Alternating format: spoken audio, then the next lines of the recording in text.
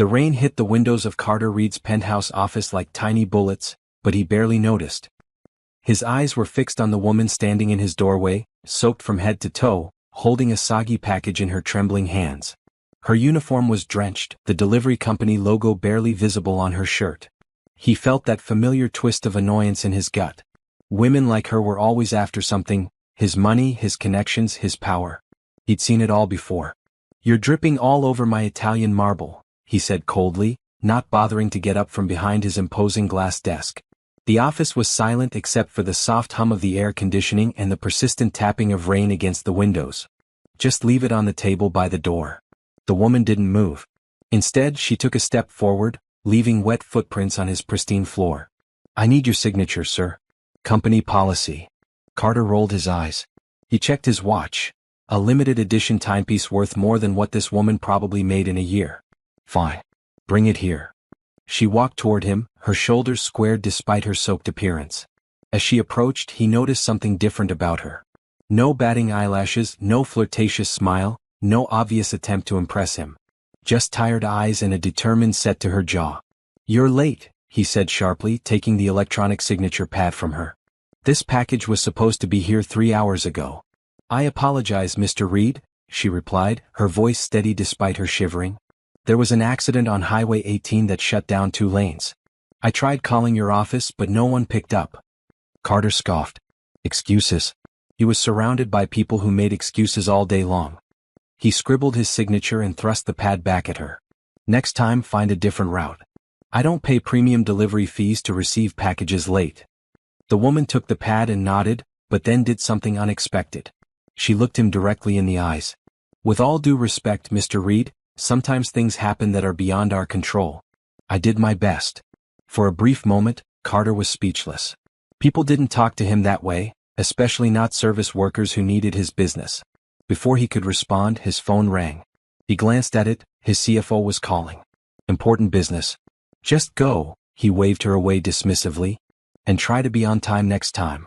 The woman turned and walked away, her back straight despite her drenched state. As she reached the door, Carter noticed something fall from her pocket. A small, handmade paper heart, clearly crafted by a child's hands. It landed silently on his expensive floor. "Wait," he called out, but she was already gone, the door closing behind her with a soft click. Carter Reed stared at the paper heart on his floor. For some reason, he couldn't just leave it there to be cleaned up by the evening janitorial staff. He found himself walking over to pick it up. The heart was made of red construction paper with "I love you, mommy," written in crooked, childish handwriting. Something about it made his own heart twinge uncomfortably. He walked to the window and looked down at the street below. Through the rain, he could see the delivery woman running to her truck, pulling her thin jacket tighter around herself. For a split second he felt something unfamiliar. Regret? Shame? He quickly pushed the feeling away. He didn't get to where he was by worrying about other people's feelings. Carter placed the paper heart on his desk and turned back to his work. But for the rest of the afternoon, he found his eyes drifting to that simple token of love, wondering about the woman who had stood up to him, and the child who loved her enough to craft such a gift. Little did he know, this rain-soaked encounter was about to change his life forever. Layla Thompson rushed back to her delivery van, blinking away tears of frustration that mixed with the raindrops on her face. The encounter with the arrogant billionaire was just the cherry on top of an already terrible day. Her ancient van had broken down twice, she'd been yelled at by 3 different customers about late deliveries, and now she was completely soaked.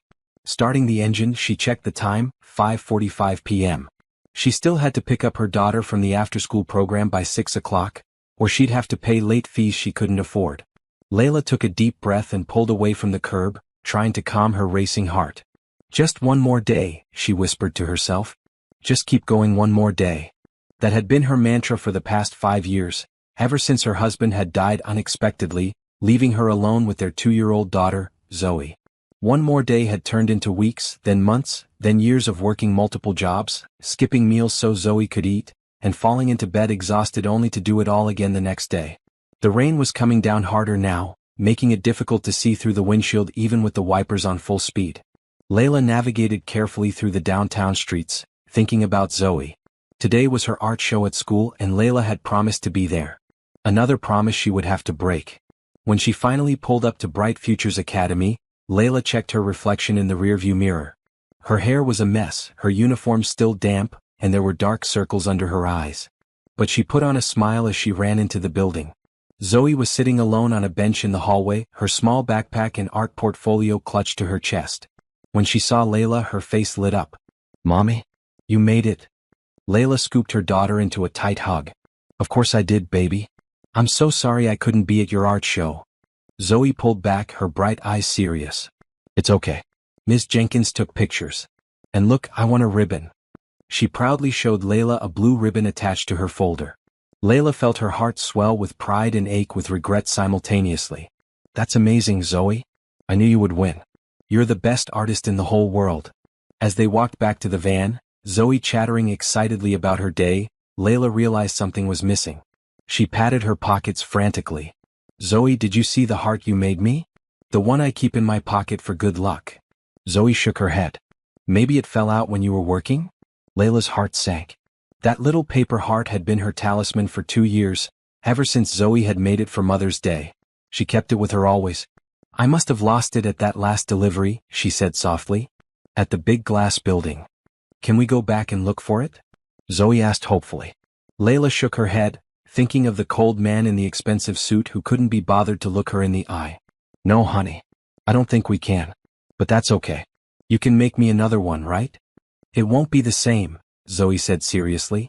"That one had special love magic in it." As they drove home through the rain to their small apartment on the outskirts of the city, Layla couldn't help but think of the paper heart, probably swept up and thrown away by now in the billionaire's pristine office. Just another thing she'd lost along the way. She had no way of knowing that the heart was sitting on Carter Reed's desk, or that he found himself staring at it long after the workday had ended, feeling something shift inside him that he couldn't quite understand. Carter Reed was not a man who made mistakes.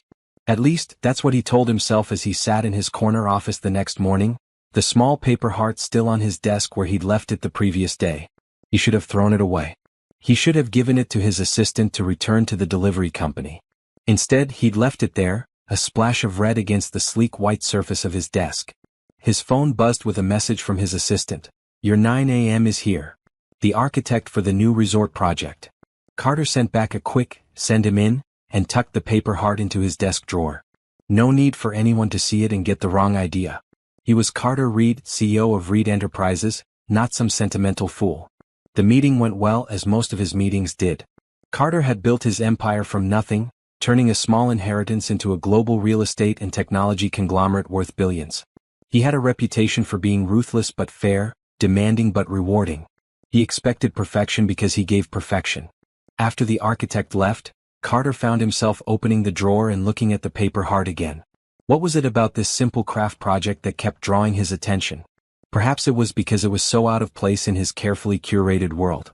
Or perhaps it was because of the woman who had dropped it. The delivery driver who had looked him in the eye and stood her ground. On impulse, he pressed the intercom button.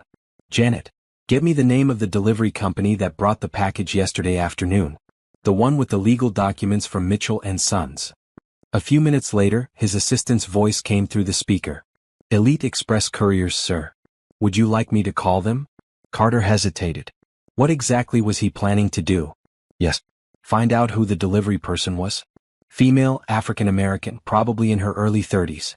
"I need to return something she left behind." "Of course, Mr. Reed. I'll take care of it right away." Carter leaned back in his chair, wondering what had come over him. He had meetings to attend, decisions to make, a company to run. Why was he wasting time trying to return a paper heart to a delivery driver he'd been rude to? Because it was the right thing to do, a small voice inside him said. And because you owe her an apology. Carter Reed didn't apologize to people. People apologized to him. But the memory of the woman's dignified response to his rudeness wouldn't leave him alone. Before he could reconsider, Janet's voice came through the intercom again. "Sir, I spoke with Elite Express. The driver's name is Layla Thompson. She's on shift today until 5 p.m. They gave me her delivery schedule. She'll be dropping packages at the Riverside Office Park around 1 p.m. Carter checked his watch.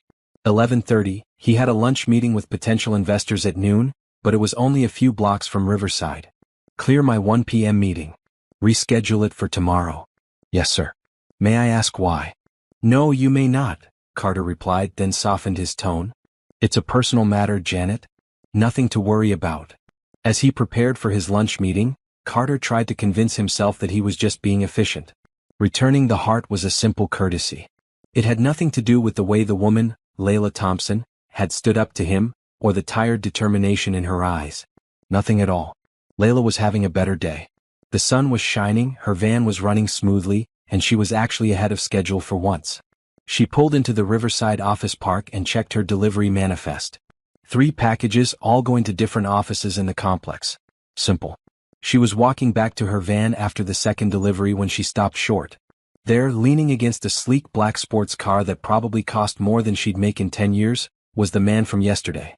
The rude billionaire in the expensive suit. For a moment, Layla considered turning around and walking the other way. But she wasn't a coward and she had a job to do. She squared her shoulders and continued toward her van, which was parked just a few spaces away from his car. "Miss Thompson," he called out as she approached. Layla stopped, surprised that he knew her name. "Mr. Reed. You remember me?" He seemed almost pleased by this. "Hard to forget," she said simply. She didn't add, "the rudest customer of the day." She didn't need to. To her surprise, Carter Reed looked uncomfortable. He straightened up from his casual pose against the car and adjusted his tie. "I believe you dropped something in my office yesterday." From inside his suit jacket, he produced the paper heart Zoe had made. Layla's eyes widened in surprise. "You kept it? And brought it back to me?" Carter shrugged, trying to look nonchalant. "It seemed important. Personal." Layla took the heart carefully as if it might disintegrate in her hands. "It is. My daughter made it for me 2 years ago. I carry it for good luck." She looked up at him, genuine gratitude in her eyes. "Thank you. Really. This means a lot to me." Carter felt something strange happen in his chest. A warm feeling that was both uncomfortable and pleasant at the same time. He wasn't used to genuine gratitude. Most people in his life wanted something from him. The simple thank you felt different. "I also wanted to apologize for my behavior yesterday," he said stiffly. The words felt foreign in his mouth. "I was unnecessarily rude." Layla tilted her head, studying him. "Yes, you were. But apology accepted." An awkward silence fell between them. Carter found himself noticing details about her he'd missed yesterday. The intelligence in her eyes, the way the sunlight brought out warm undertones in her dark skin, the slight dimple in her left cheek. "I should get back to work," Layla said finally, tucking the heart safely into her pocket. "I have deliveries to make." "Of course," Carter nodded, stepping aside. "I won't keep you." Layla walked to her van and opened the door. Before getting in, she turned back to him. "Mr. Reed?" "Yes." Most people wouldn't have bothered. "So, thank you again." She climbed into her van and drove away, leaving Carter standing in the parking lot, feeling strangely like he'd just missed something important. He had returned the heart, apologized, and should now feel satisfied with himself for doing the right thing. Case closed. Time to get back to his empire building. So why did he feel like this conversation wasn't finished? As he got into his car, his phone rang. Janet, his assistant. "Sir, Miss Patterson from the investment group called. They're very interested in the downtown project but want to move quickly. She's asking if you can meet her for dinner tonight to discuss details." Melissa Patterson was beautiful, sophisticated, and came from one of the wealthiest families in the state. She was exactly the type of woman Carter usually dated. Someone from his world who understood the game. "Tell her I'll meet her at Le Cirque at 8, he said automatically. As he drove back to his office, Carter found himself thinking not of his dinner plans with the elegant Miss Patterson, but of a paper heart and the hard-working woman who treasured it. Layla's small apartment was filled with the smell of spaghetti and the sound of Zoe's laughter. This was her favorite time of day, dinner with her daughter, hearing about school, art class, and the dramatic social lives of 7-year-olds. And then Tyler said he could jump higher than the monkey bars, but Miss Jenkins said no one was allowed to try, Zoe explained, twirling pasta around her fork with intense concentration. "Miss Jenkins is right," Layla said, passing her daughter a napkin. "That sounds dangerous. But Mommy, guess what else happened today? The most amazing thing." "What, baby?" Zoe's eyes lit up. "We're going on a field trip to the Science Museum next month. And they have real dinosaur bones and a space exhibit and everything." Layla felt a familiar twist in her stomach. Field trips meant permission slips and fees. Money she didn't have. But looking at Zoe's excited face, she knew she'd find a way. Maybe she could pick up an extra shift on the weekend. "That sounds wonderful, Zoe. You'll have such a good time." "The permission slip says parents can come too," Zoe said hopefully. Ms. Jenkins needs helpers. Layla's heart sank. Taking time off meant no pay, which wasn't an option right now. I'll have to see, sweetie. You know mommy has to work. Zoe's smile dimmed slightly, but she nodded. I know. It's okay. That night, after Zoe was asleep, Layla sat at her small kitchen table with bills spread out before her. The rent was due next week. The electric bill had a past due notice. Zoe needed new shoes. And now there was the field trip fee. Layla pulled out her delivery schedule for the next day and studied it. If she skipped lunch and pushed herself, maybe she could fit in a few extra deliveries. Elite Express paid per delivery, not by the hour. More packages meant more money. As she made her calculations, her hand brushed against her pocket where she'd put the paper heart. She pulled it out and smiled, still amazed that the billionaire had returned it to her. He'd even apologized, which had to be a rare occurrence for someone like him. Carter Reed. She'd looked him up after their second encounter. Founder and CEO of Reed Enterprises. Worth billions. Featured regularly in business magazines and tabloids alike. Usually with a different gorgeous woman on his arm at some glamorous event. A man from a completely different world than hers. Layla tucked the heart back into her pocket and returned to her bills. She had no time for daydreaming about handsome billionaires, even ones who occasionally showed unexpected kindness. She had real problems to solve and a daughter who was counting on her. Across town, Carter sat at a table in Le Cirque, one of the city's most exclusive restaurants. Across from him, Melissa Patterson was talking animatedly about her recent trip to Paris. She was objectively beautiful, blonde hair styled perfectly, makeup flawless, wearing a dress that probably cost more than some people's monthly rent. The gallery opening was divine, she was saying. Jean-Pierre is really revolutionizing the modern art scene. You should have come with me, Carter. You would have loved it. Carter nodded, making appropriate comments while his mind wandered. There was a time when this kind of evening would have held his full attention. The expensive wine, the beautiful woman, the business opportunities. Now he found himself oddly detached. Carter? Are you listening? Melissa's perfectly manicured hand reached across the table to touch his. Of course, he lied smoothly. Jean-Pierre's gallery. Revolutionary. Melissa smiled, satisfied. So, about the investment opportunity. Daddy thinks it's brilliant. He's willing to put in $20 million, but he wants assurances about the timeline. This caught Carter's attention. The downtown development project was important to him, not just for the profit potential, but because it included plans for affordable housing and a community center. Elements that his board had questioned but that he had insisted on including. The timeline is aggressive but achievable, he said, slipping into business mode. We can break ground in 3 months if the permits come through as expected. As Melissa launched into questions about profit margins and tax benefits, Carter found his thoughts drifting again. Not to the project but to Layla Thompson. What would she think of this restaurant, with its $200 entrees and $500 bottles of wine? What would she think of him, spending more on one dinner than she probably made in a week? Carter, really? What is wrong with you tonight? Melissa's voice had an edge to it now. You seem a million miles away. Sorry, he said, focusing on her again. Just a lot on my mind with this project. Melissa's irritation softened. You work too hard. You need to learn to relax. Her foot brushed against his under the table, her intentions clear. Maybe I can help with that after dinner? Any other night, Carter might have accepted the invitation. Melissa was attractive, available, and understood the rules of their world. No commitments, no complications. But tonight the prospect left him cold. I appreciate the offer, he said carefully, but I have an early meeting tomorrow. Another time, perhaps. Melissa's eyes narrowed slightly, but her smile remained fixed. Of course. Your work ethic is one of the things I admire about you.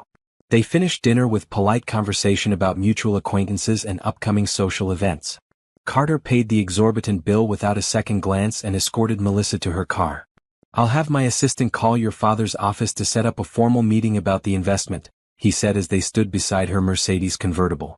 Perfect, Melissa replied, leaning in to kiss him lightly on the lips. And do try to find some time to relax, Carter. All work and no play. He watched her drive away, then got into his own car. Instead of heading toward his penthouse, he found himself driving aimlessly through the city. The night was clear and warm, the streets quieter than during the day but still alive with activity. Almost without conscious decision, he found himself in a neighborhood he rarely visited, a working-class area on the outskirts of downtown. The buildings here were older, the cars parked along the street more modest. People sat on front steps or small balconies enjoying the evening air. Carter slowed his car, feeling conspicuous in the expensive sports vehicle. What was he doing here? What was he looking for? He didn't know, but something about seeing how the rest of the world lived, the world Layla Thompson inhabited, felt important. His phone rang, displaying his assistant's name. Work never stopped, even at 10 p.m. "Reed," he answered. "Sir, I'm sorry to bother you so late, but Mr. Tanaka from Tokyo is on the line. He says it's urgent regarding the tech acquisition." Carter sighed. "Put him through." As he took the call and made a U-turn to head back to his office, Carter caught a glimpse of a small playground in a neighborhood park. A memory surfaced, Layla mentioning her daughter, the one who had made the paper heart. Did they come to parks like this? What was her daughter's name? What did Layla do when she wasn't delivering packages to rude billionaires? Questions he had no business asking about a woman he barely knew. A woman who was nothing like the people in his world. A woman who shouldn't matter to him at all. Yet as he drove back to his gleaming office tower to deal with the latest business crisis, Carter Reed couldn't shake the feeling that something important had happened when Layla Thompson looked him in the eye and accepted his apology. Something that might change everything if he let it. The Elite Cafe was Layla's favorite spot to grab lunch on her delivery route. The small diner was nothing fancy, just good food at reasonable prices and friendly service. Most importantly, they didn't mind if she parked her delivery van in their lot while she ate a quick meal. "The usual Layla?" Joe, the owner, called out as she entered. "Yes, please," she replied, sliding onto a stool at the counter. "But make it to go. I'm running behind today." Joe nodded and shouted the order to the kitchen. "Turkey sandwich on wheat, no mayo, extra pickles." While she waited, Layla checked her phone. She had 13 more deliveries to make before picking up Zoe from school. If traffic cooperated, she might just make it on time. "Rough day?" Joe asked, sliding a glass of water toward her. "The usual," Layla smiled tiredly. "Van broke down again this morning. Spent 2 hours getting it fixed." "That old thing needs to be retired," Joe said, shaking his head. "You worked too hard, girl." "Tell me about it," Layla sighed. "But unless someone wants to give me a new van for free, I'm stuck with Old Faithful and all her problems." The bell above the door jingled, and Layla glanced over automatically. She nearly fell off her stool in shock. Standing in the doorway, looking completely out of place in his expensive suit, was Carter Reed. Their eyes met, and for a moment both seemed equally surprised. Then Carter's face shifted into a carefully neutral expression as he walked toward the counter. "Miss Thompson," he nodded politely. "We meet again." "Mr. Reed," Layla replied, still stunned. "What are you doing here? This doesn't exactly seem like your usual lunch spot." "I had a meeting nearby," he said, taking the empty stool next to her. "My assistant recommended this place. Said they have the best turkey sandwiches in the city." Layla raised an eyebrow. "Your assistant has good taste. But I find it hard to believe you take lunch recommendations from your staff." Carter's mouth quirked in what might have been the beginning of a smile. "I'm not always the snob you think I am, Miss Thompson." "Order up," called the cook, sliding a paper bag across the counter to Joe. "Your lunch, Layla," Joe said, handing her the bag. He looked curiously between her and Carter. "Friend of yours?" "No," Layla said quickly. "Just someone I deliver to occasionally." "Carter Reed," Carter introduced himself, extending a hand to Joe. "And I'd like whatever she's having." Joe looked impressed as he shook Carter's hand. "Coming right up, Mr. Reed. Any friend of Layla's is welcome here." "We're not," Layla began, but Joe had already moved away to place the order. She turned to Carter. "Seriously, what are you doing here? Elite Cafe is at least 10 blocks from your office." Carter shrugged. "Maybe I wanted a change of scenery." Layla checked her watch and stood up. "Well, enjoy your sandwich. I have to get back to work." "Wait," Carter said, and something in his voice made her pause. "How's your daughter? The one who made the heart?" The question surprised Layla. "She's fine. Happy to have her lucky charm back." Carter nodded. "Good. That's good."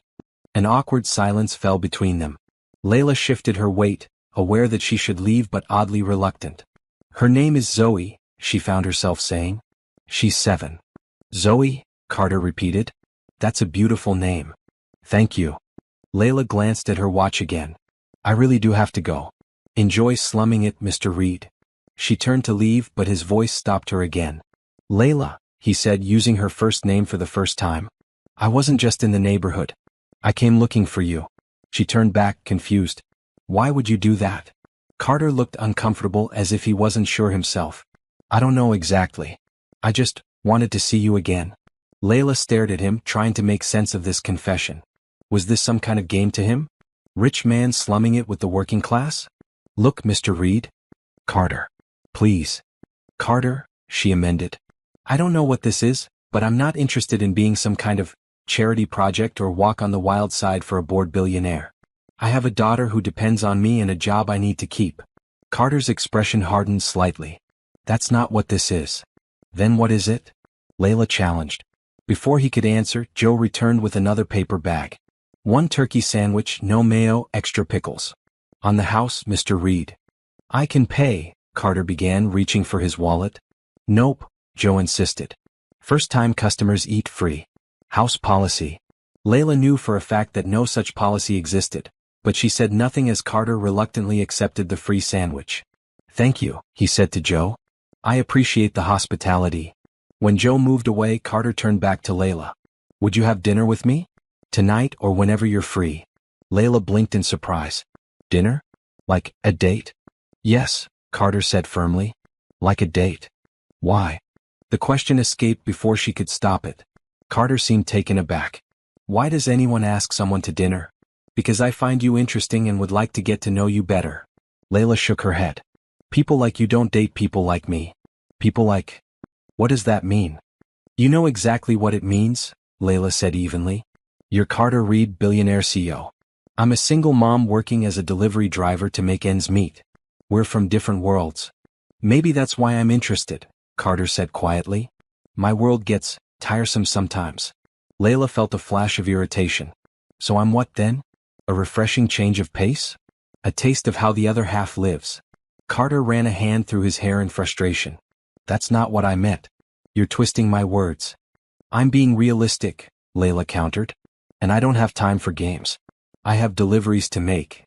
She turned to go, but Carter reached out and gently touched her arm. Please. Just dinner. 1 meal. If you hate it, I'll never bother you again. Layla looked at him, trying to read his intentions. His face, usually so confident and controlled, showed uncertainty. It made him seem more human, less like the cold billionaire she'd first met. I can't tonight, she said finally.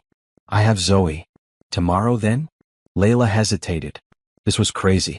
She should say no. But something in his eyes made her nod. Fine. Tomorrow. But I pick the place and I pay for myself. Relief washed over Carter's face. Deal. Wherever you want. Layla pulled out her phone. Give me your number. I'll text you the details. As they exchanged numbers, Layla couldn't believe what she was doing. Dating wasn't on her radar. She hadn't been on a proper date since before her husband died. And now she was agreeing to have dinner with a billionaire who had been incredibly rude to her just days ago? I really do have to go, she said, tucking her phone away. I'm already behind schedule. Of course, Carter nodded. Tomorrow then. As Layla walked out to her van, she felt like she was in some kind of alternate reality. Carter Reed wanted to have dinner with her. Carter Reed had tracked her down at her regular lunch spot to ask her out. It made no sense. Men like him dated models and heiresses, not delivery drivers with second-hand vans and overdue electric bills. As she started the engine, she saw Carter emerge from the cafe. He looked up, caught her watching, and gave her a small nod. Something in her stomach fluttered in response. This is a mistake, she told herself firmly as she pulled away. A huge mistake. But as she drove to her next delivery, she couldn't help but wonder what tomorrow would bring. Carter watched Layla's van disappear around the corner. What had just happened? He'd come looking for her on impulse, not even sure what he would say when he found her. And now they had a date? He took a bite of his sandwich as he walked back to his car. Joe had been right, it was excellent. Simple but perfectly prepared. Much like Layla herself, he thought, then shook his head at the fanciful comparison. His phone buzzed. A text from Janet. Mr. Tanaka's team sent over the revised contracts. Shall I have legal review them? Reality intruding. Carter typed a quick yes and got into his car. He had meetings all afternoon, decisions to make, a company to run. He didn't have time to be chasing after delivery drivers and eating sandwiches in diners. Yet as he drove back to his office, Carter felt lighter than he had in months. Tomorrow night, he would have dinner with Layla Thompson. A woman who looked him in the eye without fear or agenda. A woman who refused to be impressed by his wealth or status. A woman unlike any he had ever dated before. His phone rang again, another business call. Carter answered it, slipping back into CEO mode. But in the back of his mind, a small voice whispered that something important had begun today. Something that might change everything. Layla stood in front of her closet, feeling ridiculous. She had exactly 3 nice outfits to choose from, and none of them seemed right for a date with a billionaire. Not that she was trying to impress him, she wasn't. But she also didn't want to look completely out of place. "Mommy, why are you trying on all your clothes?" Zoe asked from the doorway of Layla's small bedroom. "I'm going to have dinner with a friend tomorrow," Layla explained, holding up a simple black dress she hadn't worn in years. "And I don't know what to wear." "Is it a date?" Zoe asked, her eyes widening with interest. "No," Layla said automatically, then sighed. "Well, kind of. But it's not serious." "Is he nice?" Zoe asked, climbing onto Layla's bed. "Is he handsome?" Layla thought about Carter Reed, his cold demeanor when they'd first met, his unexpected kindness in returning the heart, his strangely vulnerable expression when he'd asked her to dinner. "He can be nice," she said carefully. "When he wants to be. And yes, I suppose he's handsome. Will I get to meet him?" "No," Layla said quickly. "It's just dinner, Zoe. It doesn't mean anything." Zoe flopped back on the bed with a dramatic sigh. "Grown-ups are so boring. In my stories, the princess always meets the prince right away." Layla smiled despite herself. "Well, he's definitely not a prince. And I'm certainly not a princess." "You're prettier than any princess," Zoe declared loyally. "You should wear the blue dress. It matches your eyes." Layla looked at the dress in question. A simple wrap dress in deep blue that her sister had given her for her birthday last year. She'd only worn it once to a job interview she didn't get. "You think so?" Zoe nodded with all the confidence of a 7-year-old fashion expert. "Blue is the prettiest color. And you can wear your sparkly earrings." "My sparkly earrings, huh?" Layla laughed. "You've got this all figured out. Will Mrs. Garcia watch me tomorrow night?" Zoe asked, referring to their elderly neighbor who often babysat. "Yes, I already asked her. And I won't be late, promise." Zoe looked at her mother intently. "It's okay if you are. I'm a big girl now.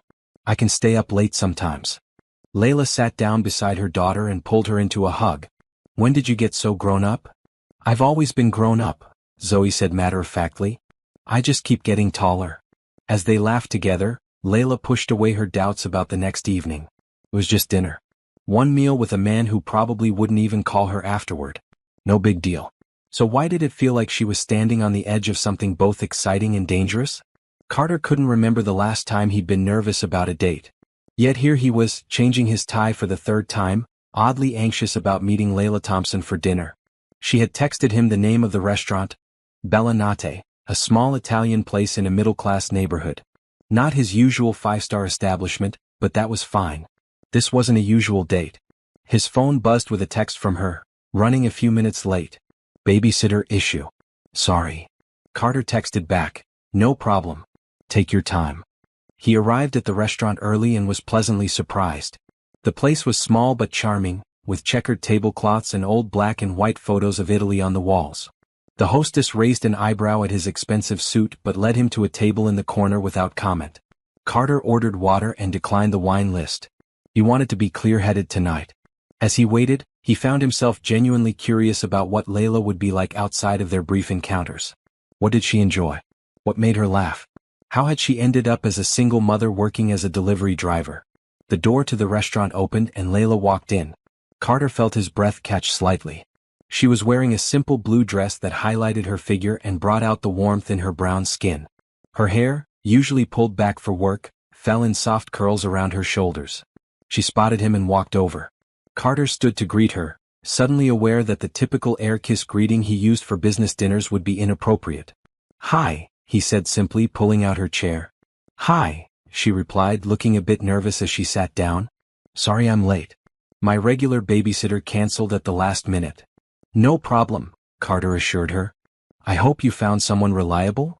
"My neighbor, Mrs. Garcia. She's wonderful with Zoe." Layla settled in, placing her napkin in her lap. "So, this is weird, right? It's not just me?" Carter laughed, relieved by her directness. "Definitely weird. But maybe in a good way." "We'll see," Layla said, a small smile playing at her lips. "I still don't understand why you asked me out." Would you believe me if I said I don't entirely understand it either? Carter replied honestly. There's just something about you. The way you stood up to me that first day. The way you didn't seem impressed or intimidated by who I am. Should I be intimidated? Layla asked, raising an eyebrow. Most people are.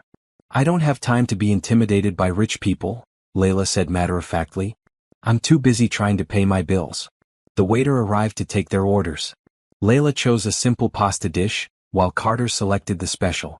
When the waiter asked about wine, Layla shook her head. Just water for me. I'm driving. Same, Carter nodded. When the waiter left, an awkward silence fell between them.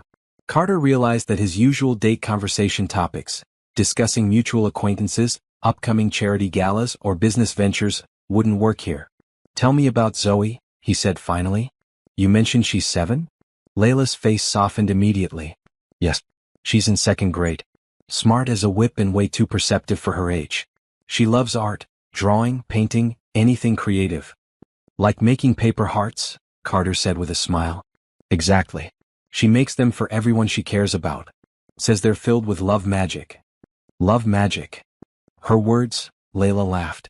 But I believe it. That little paper heart has gotten me through some tough days. Carter nodded, thinking of the heart that had somehow led him here. What about her father? If you don't mind me asking. Layla's expression grew serious. Michael died 5 years ago. Car accident. Zoe was only 2. I'm sorry, Carter said sincerely. That must have been incredibly difficult. It was. Still is, sometimes. Layla took a sip of water. But we manage. Zoe doesn't really remember him, which breaks my heart sometimes. I try to keep his memory alive for her. Photos, stories, that kind of thing. Carter felt a wave of admiration for the woman sitting across from him.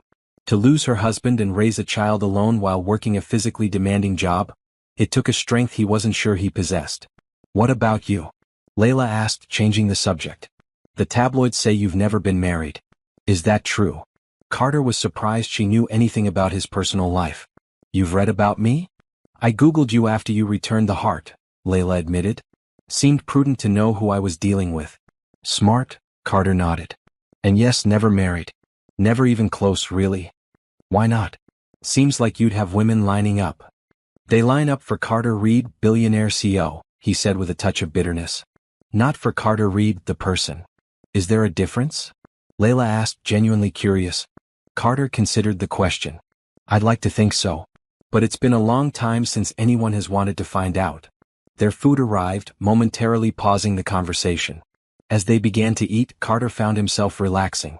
There was something refreshing about Layla's straightforward manner. This is excellent, he said, tasting his meal.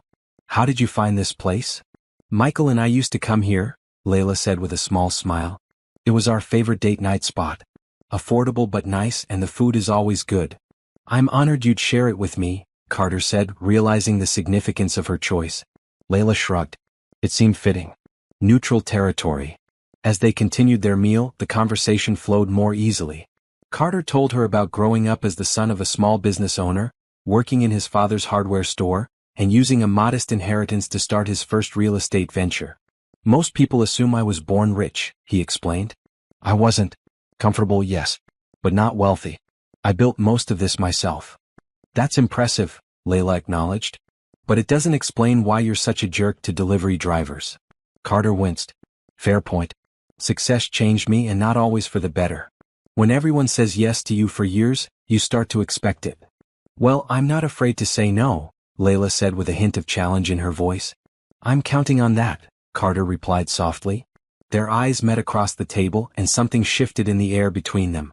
Carter found himself noticing the fullness of her lips, the way her earrings caught the light when she moved her head, the gentle rise and fall of her chest as she breathed. Layla broke eye contact first, glancing at her watch. I should probably get going soon. I promised Zoe I wouldn't be too late. Of course, Carter nodded, signaling for the check. When it arrived, Layla reached for her purse. I said I'd pay for myself, she reminded him. You picked the place, I get the bill, Carter countered. That was our deal, remember? That was definitely not our deal, Layla protested, but Carter had already handed his credit card to the waiter. Please. It's just dinner. Layla looked like she wanted to argue but finally nodded. Fine. But I'm not going to make a habit of letting billionaires buy me pasta. Noted, Carter smiled. They walked outside together, the night air warm and fragrant with the scent of nearby flowering trees. Carter found himself reluctant for the evening to end. "Can I walk you to your car?" he asked. "Sure," Layla said. "It's just down the block." They walked in companionable silence. Carter resisted the urge to take her hand, aware that they were still practically strangers despite the unexpected connection he felt. When they reached her car, the same delivery van she used for work, Layla turned to face him. "This was surprisingly nice," she admitted. "Thank you for dinner." "Thank you for saying yes," Carter replied. "I'd like to see you again if you're open to it." Layla hesitated. "I don't know, Carter. This still feels like a mistake. We're just so different." "Maybe different is exactly what we both need right now," he suggested. "Just think about it?" Layla nodded. "I will." For a moment they stood facing each other, the street lamp casting a soft glow over them. Carter wanted to kiss her but sensed it was too soon. Instead, he leaned forward and gently kissed her cheek. "Good night, Layla Thompson." "Good night, Carter Reed," she replied, her voice slightly breathless. As she got into her van and drove away, Carter stood watching until her taillights disappeared around a corner. He felt oddly light, as if something heavy he'd been carrying had been set down. His phone buzzed in his pocket, probably business as always. But for once he didn't immediately check it. Instead, he walked slowly back to his car, replaying the evening in his mind, already looking forward to seeing her again. She would let him. "Mr. Reed, the board members are waiting in the conference room," Janet reminded him as Carter walked into his office the next morning. "I'll be there in 5 minutes," he replied, setting down his coffee. "Any urgent messages?" "Just the usual," Janet said, following him into his office with a tablet. "Mr. Davidson called again about the resort project. He's getting impatient." Carter nodded absently, his mind elsewhere. It had been 3 days since his dinner with Layla, and he hadn't heard from her. He'd sent one text the day after. "I enjoyed last night. Hope to see you again soon." But received no response. "Also," Janet continued, "Miss Patterson called. Twice. She wanted to know if you're attending the charity gala this weekend." Carter suppressed a grimace. He'd forgotten about the gala, a black tie event for his mother's favorite charity. His mother would be upset if he didn't show, but the prospect of spending the evening with Melissa and the rest of his usual social circle felt strangely unappealing. "Tell her I'll be there," he said finally. Duty was duty. "Alone?" Janet asked, eyebrow raised slightly. She'd been his assistant long enough to know his habits. He usually brought a date to these functions. "Yes," Carter said firmly. "Alone." Janet made a note on her tablet. "One more thing. Elite Express called. There was a problem with yesterday's delivery. They're sending someone to pick up the wrong package and deliver the correct one this afternoon." Carter's head snapped up. "Elite Express? Did they say who the driver would be?" Janet looked surprised by his sudden interest. "No, sir. Just that someone would be here around 3 p.m. "Thank you, Janet," Carter said, trying to sound casual. "That's all for now." After Janet left, Carter sat at his desk, staring at his phone. Should he call Elite Express and request Layla specifically? No, that would be awkward for her. But the possibility of seeing her again made his heart beat faster. He shook his head, annoyed with himself. Carter Reed didn't get flustered over women. Women got flustered over him. Yet here he was, acting like a teenager with a crush. The intercom buzzed. "Mr. Reed? The board is waiting." "On my way," he replied, straightening his tie and setting aside thoughts of Layla Thompson. He had a company to run. Layla stared at the delivery manifest with dismay. Reed Enterprises. Of course. The universe had a sick sense of humor. For 3 days she'd been avoiding thinking about Carter Reed and their dinner together. It had been nice, surprisingly nice, but also confusing and potentially complicated. She'd almost texted him back several times but always stopped herself. What was the point? They lived in different worlds. A few more dates wouldn't change that fundamental reality. "Thompson, you're taking the Reed Enterprises pickup and redelivery," her supervisor said, interrupting her thoughts. "Package went out wrong yesterday." Layla tried to hide her panic. "Can't someone else take it? I've got a full schedule already." Her supervisor gave her an odd look. "It's on your route. And aren't you the one who usually handles their deliveries anyway?" Yes, but..." Then it's settled. Reed Enterprises, 3 p.m. "Don't be late, they're an important client." Layla sighed in defeat. "Fine." As she loaded her van with the day's packages, including the correct one for Reed Enterprises, Layla tried to prepare herself for possibly seeing Carter again. What would she say? Should she apologize for not responding to his text? Should she act professionally and pretend their date never happened? By the time 3 p.m. rolled around, her stomach was in knots. She parked in the visitor section of the Reed Enterprises building and took a deep breath before grabbing the package and heading inside. The lobby was impressive, all glass and steel and expensive art. The receptionist looked up as Layla approached. Elite Express, Layla said, keeping her voice professional. I'm here to pick up a package that was delivered incorrectly and drop off the correct one. The receptionist nodded. Yes, we were expecting you. Please sign in and I'll let Mr. Reed's office know you're here. Layla felt her heart skip. Actually, I can just leave this with you and take the wrong package. No need to bother Mr. Reed. I'm afraid all package exchanges need to be logged by the recipient department, the receptionist explained. It's company policy. Please have a seat and someone will be down shortly. Layla sat on one of the sleek leather couches, nervously smoothing her uniform.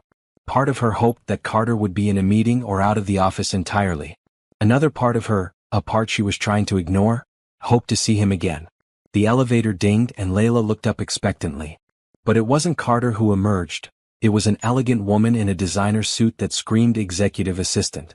Elite Express? The woman asked, approaching Layla. Yes. Layla stood holding out the package. I have the correct delivery and need to pick up the one from yesterday. Of course. I'm Janet, Mr. Reed's assistant. The woman's eyes were appraising as she took Layla's measure. You're Layla Thompson, correct? Layla blinked in surprise. Yes. How did you know? Janet's expression gave nothing away. Mr. Reed mentioned you might be handling our deliveries. Please come with me. As they rode the elevator up to the executive floor, Layla felt increasingly uncomfortable. Had Carter talked about her to his assistant? What had he said? Mr. Reed is currently in a meeting, Janet explained as they exited the elevator. But he asked to be notified when you arrived. That's not necessary, Layla said quickly. I'm just here to exchange packages. Janet led her to a large office with Carter's name on the door. Please wait here. The incorrect package is on the desk. I'll let Mr. Reed know you're here. Before Layla could protest further, Janet departed, leaving her alone in Carter's office. It was just as she remembered, spacious and elegant, with floor-to-ceiling windows offering a spectacular view of the city. The furniture was expensive but tasteful, the art on the walls original and likely worth small fortunes. Layla spotted the package on the desk and quickly moved to retrieve it. She should leave the correct package and go before Carter finished his meeting. This wasn't the place for another awkward encounter. But as she turned to leave, the office door opened and Carter stood there, slightly out of breath as if he'd hurried from his meeting. Layla, he said, a smile spreading across his face. I was hoping it would be you. Mr. Reed, she replied formally, aware that they were in his workplace. I've exchanged the packages. I should get going. Carter's smile faltered at her professional tone. Please stay a minute. I've been wanting to talk to you. I'm working, Layla reminded him. And you're in a meeting. They can wait, Carter said, closing the door behind him. Why didn't you return my text? Layla sighed. Because I don't think this is a good idea, Carter. Whatever this is between us. You felt it too then? He took a step closer. That connection at dinner? It doesn't matter what I felt, Layla said, clutching the wrong package to her chest like a shield. We're from different worlds. This can only end badly. You don't know that, Carter argued. Why not give it a chance? Layla gestured around the opulent office. Look at where you work, where you live. Look at who you are. Now look at me, a delivery driver in a uniform living paycheck to paycheck. This isn't a fairy tale, Carter. It's real life. Before Carter could respond, there was a knock at the door, and it opened to reveal a striking blonde woman in an expensive dress. She stopped short at the sight of Layla. Carter, the board is getting restless, she said, her eyes moving between them with obvious curiosity. Oh, I didn't realize you were busy. Melissa, Carter said, his tone neutral. This is Ms. Thompson from Elite Express. She was just delivering a package. Melissa's expression cleared. I see. Well, don't let us keep you, Ms. Thompson. I'm sure you have other deliveries to make. The dismissal was polite but clear. Layla nodded, grateful for the interruption. Yes, I do. Thank you, Mr. Reed. Sorry for the mix-up with the packages. She moved toward the door, but Carter stepped in front of her. Layla, he said quietly. Please call me. Layla glanced at Melissa, who was watching them with narrowed eyes. Goodbye, Mr. Reed. She brushed past him and walked quickly to the elevator, feeling Melissa's gaze burning into her back. As the doors closed, she caught a glimpse of Carter looking after her, his expression unreadable. Once safely back in her van, Layla let out a long breath. This was exactly why getting involved with someone like Carter Reed was a bad idea. His world was full of beautiful women in designer clothes who belonged in his expensive office. Women who didn't have to pick up their children from school or worry about paying the electric bill. Women who weren't her. Who was that? Melissa asked as soon as Layla had left. I told you. A delivery driver, Carter replied, walking back to his desk. Melissa folded her arms. A delivery driver you called by her first name and asked to call you. I don't see how that's any of your business, Melissa. It's not, she conceded. I'm just curious. She seemed familiar with you. Carter met her gaze coolly. The board is waiting, you said? Melissa held his gaze for a moment, then nodded. Yes. They're getting impatient. Shall we? As they walked back to the conference room, Carter knew he should be focusing on the meeting ahead. But his mind kept returning to Layla's words. This isn't a fairy tale, Carter. It's real life. Maybe she was right. Maybe the differences between them were too great. But something in him refused to accept that. He'd felt more alive during their simple dinner at Bellinotte than he had in years of attending exclusive restaurants with women like Melissa. Carter? Melissa's voice broke into his thoughts. They had reached the conference room door. Sorry, he said, focusing on the present. Let's go. But as he entered the room full of board members in expensive suits, he made a decision. He wasn't going to let Layla Thompson dismiss what was happening between them so easily. Different worlds or not, he wanted to see where this could go. He just had to figure out how to make her give it a chance. Mommy, someone's at the door. Zoe called out as Layla was folding laundry in her bedroom. Layla checked the time, 9:30 a.m. on Saturday. She wasn't expecting anyone. Coming, baby. She made her way to the front door of their small apartment, patting down her messy hair. She was still in her pajamas, an old t-shirt and sweatpants, and hadn't planned on getting dressed until later. Saturdays were her one day to relax a bit. When she opened the door, she froze in shock. Carter Reed was standing there, dressed casually in jeans and a button-down shirt, holding what appeared to be a picnic basket. Good morning, he said, looking slightly uncomfortable but determined. What are you doing here? Layla asked, bewildered. How do you even know where I live? Carter had the grace to look embarrassed. I may have looked up your address in the Elite Express delivery records. I know that's crossing a line, but you didn't return my calls. Because I didn't want to talk to you, Layla pointed out, keeping her voice low so Zoe wouldn't hear. That wasn't an invitation to show up at my home. Who is it, Mommy? Zoe appeared beside Layla, curious eyes taking in the stranger at their door. Carter's expression softened as he looked at the little girl. You must be Zoe. I'm Carter, a friend of your mom's. You're tall, Zoe observed matter-of-factly. And you have a basket. Is it a present? Sort of, Carter replied, shifting his attention back to Layla. I thought maybe you and your mom might like to go on a picnic today. If she's not too mad at me for showing up uninvited. Layla was torn between anger at his presumption and a reluctant admiration for his boldness. Before she could respond, Zoe was bouncing with excitement. A picnic? Can we go, Mommy? Please? We never go on picnics. Zoe, go brush your teeth while I talk to Mr. Reed, okay? Layla said gently. Once Zoe had disappeared down the hallway, Layla stepped outside, pulling the door mostly closed behind her. You have some nerve, she said, keeping her voice low but intense. Showing up at my home without warning, using my daughter to manipulate me. That wasn't my intention, Carter interrupted. I just wanted to see you again. You wouldn't answer my calls or texts. Did it occur to you that there was a reason for that? Carter ran a hand through his hair in frustration. Yes, but I think you're wrong. About us being too different. About this not being worth trying. Layla crossed her arms over her chest, suddenly very aware that she was standing in her pajamas in the hallway of her modest apartment building. You don't even know me, Carter. I know enough to want to know more, he said simply. I know you're strong and independent and love your daughter more than anything. I know you work harder than anyone I've ever met. I know you make me feel different, better. Layla felt her resolve weakening. There was an earnestness in his eyes that seemed genuine. I can't just drop everything because you decided to show up, she said, but her tone had softened. Zoe and I have plans today. It wasn't entirely true. Their plans consisted of laundry, grocery shopping, and maybe a movie at home if they had time. What kind of plans? Carter asked, a small smile playing at his lips as if he knew she was making excuses. Before Layla could answer, the door opened wider, and Zoe reappeared, now with brushed teeth and wearing a mismatched outfit she'd clearly picked out herself. "I'm ready for the picnic," she announced triumphantly. Layla closed her eyes briefly. "Zoe, I didn't say we were going." "But Mommy, it's a picnic," Zoe said as if that explained everything. "With a real picnic basket and everything." Layla looked from her daughter's excited face to Carter's hopeful one. She was outnumbered. "Fine," she sighed. "Give me 15 minutes to get ready." Zoe cheered while Carter's face broke into a genuine smile. "Take your time. We've got all day." "You can come in and wait," Layla said reluctantly, opening the door wider. "But don't get any ideas. I'm still mad at you." Carter entered the apartment, looking around with interest but not judgment. The place was small but clean and homey, with Zoe's artwork adorning the walls and a collection of well-loved furniture. "You can sit on the couch," Zoe instructed Carter seriously. "I'll show you my drawings while we wait for Mommy." As Layla headed to her bedroom to change, she heard Zoe chattering away to Carter, showing him her art portfolio with all the confidence of a gallery owner.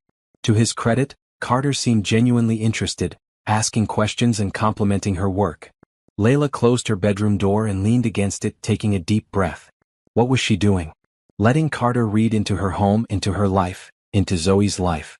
It was risky and probably foolish. But as she heard Zoe's delighted laugh in response to something Carter said, she couldn't help the small smile that curved her lips. It had been a long time since anyone had shown interest in them, in her as a woman, not just as Zoe's mom or as a delivery driver. She quickly changed into jeans and a simple blouse, ran a brush through her hair and applied minimal makeup. When she emerged, she found Carter sitting on the floor with Zoe, helping her draw what appeared to be a unicorn. "You're not very good at drawing," Zoe was saying with brutal honesty. Carter laughed. "No, I'm not. Maybe you could teach me sometime." "I could," Zoe agreed seriously. "You need lots of practice." Carter looked up as Layla entered the room, and something in his expression made her heart beat faster. He looked at her as if she were beautiful. Not just attractive but truly beautiful, despite her simple clothes and minimal makeup. "Ready?" he asked, standing up. "As I'll ever be," Layla replied, picking up her purse. "Where exactly are we going for this picnic?" "There's a park not far from here," Carter said. "Unless you have a better suggestion?" "Westlake Park has ducks," Zoe suggested eagerly. "And a playground." "Westlake Park it is," Carter agreed. "My car is outside." Layla hesitated. "We can take my van. It has Zoe's booster seat." "I brought one," Carter said, then quickly added, "I asked Janet, my assistant, what a 7-year-old would need for a car ride. She did some research." Layla raised an eyebrow, impressed despite herself at his thoroughness. "You really planned this, didn't you?" "I really wanted to see you again," he replied simply. The drive to the park was filled with Zoe's chatter from the back seat. She asked Carter dozens of questions. Did he like ice cream? Yes. Could he swim? Yes. Did he know how to do cartwheels? No, but he'd love to learn. Did he have any pets? No, but he'd had a dog as a child. Layla watched him answering patiently, engaging with Zoe's curiosity with a warmth she hadn't expected from the cold businessman she'd first met. It was yet another side to Carter Reed, and it was appealing. At the park, Carter carried the picnic basket while Zoe ran ahead to the playground. Layla walked beside him, still not entirely sure how she felt about this surprise outing. "I am sorry for showing up unannounced," Carter said quietly as they walked. "But I'm not sorry to be here with you." Layla sighed. It was presumptuous. "I preferred determined," Carter smiled. "But point taken. Next time I'll call first." "Next time?" "I'm optimistic," he shrugged. They found a spot under a large oak tree with a good view of the playground where Zoe was already making friends with other children. Carter spread out a blanket, an actual picnic blanket, Layla noted with amusement, and began unpacking the basket. Layla's eyes widened as he pulled out containers of fresh fruit, sandwiches, pasta salad, cookies, and even sparkling water and juice boxes. "Did you make all this yourself?" she asked skeptically. Carter laughed. "No. But I did pick everything out personally. Janet just helped with the execution." "Of course you have staff to prepare your picnics," Layla said, but there was no bite to her words. She was actually touched by the effort. They called Zoe over to eat, and for a while the three of them enjoyed the food and the beautiful day. Zoe kept them entertained with stories from school, and Carter seemed genuinely interested in every word. After eating, Zoe ran back to the playground, leaving them alone on the blanket. She's amazing, Carter said, watching Zoe climb the jungle gym. So smart and confident. She is, Layla agreed, a mother's pride evident in her voice. She makes everything worth it. Everything? The long hours, the constant struggle to make ends meet, the exhaustion, Layla explained. On the worst days when I feel like I can't take another step, I look at her and find the strength to keep going. Carter was quiet for a moment. I admire that, he said finally. That kind of love and dedication.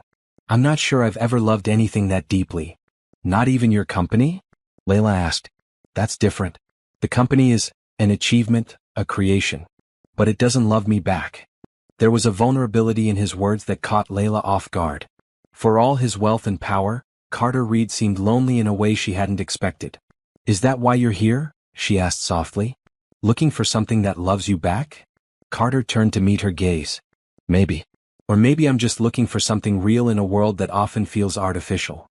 Layla found herself drawn into his eyes, which were surprisingly expressive for a man who kept such tight control in his professional life. There was warmth there and hope, and a question she wasn't sure she was ready to answer. Mommy, watch me. Zoe called from the top of the slide, breaking the moment. Layla turned and waved, calling out encouragement as Zoe slid down, laughing all the way. When she looked back at Carter, he was smiling, but the intensity was still there in his eyes. I'm not asking for promises, Layla, he said quietly. Just a chance. A real chance to see if this could be something. Layla sighed. It's complicated, Carter. I have Zoe to think about. I can't just. I know, he nodded. And I respect that. She comes first. She should come first. But that doesn't mean there can't be room for something else too. Before Layla could respond, Zoe came running back, flopping dramatically onto the blanket. I'm tired. And thirsty. Carter handed her a juice box with a smile. Playgrounds are hard work, huh? The hardest, Zoe agreed solemnly, taking a long drink. Can we feed the ducks now? Did you bring duck food? Layla asked, expecting the answer to be no. Carter reached into the picnic basket and pulled out a small paper bag. Cracked corn and oats. I read that bread isn't good for ducks, but this is healthier for them.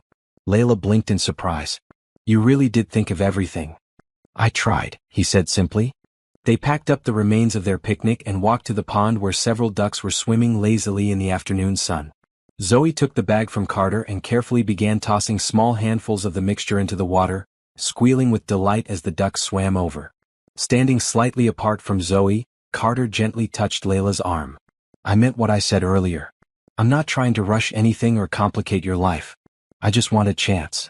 Layla watched her daughter, so happy and carefree in this moment. Maybe it was selfish, but a part of her wanted this too, not just for Zoe but for herself. A chance to be more than just a struggling single mom. A chance to feel like a woman again, desired and pursued. Okay, she said finally, turning to face him. A chance. But we take it slow and Zoe comes first. Always. Carter's face lit up with a genuine smile that transformed his usually serious features. Agreed. On all counts. For the rest of the afternoon, they explored the park, with Zoe leading the way, showing Carter all her favorite spots. He listened attentively, asked questions, and even let her teach him how to skip rocks on the pond, though he was terrible at it, much to Zoe's amusement. By the time they returned to Layla's apartment, Zoe had decided that Carter was her new friend and made him promise to come back soon to see her latest art project. I will, he promised, kneeling down to her level. If that's okay with your mom.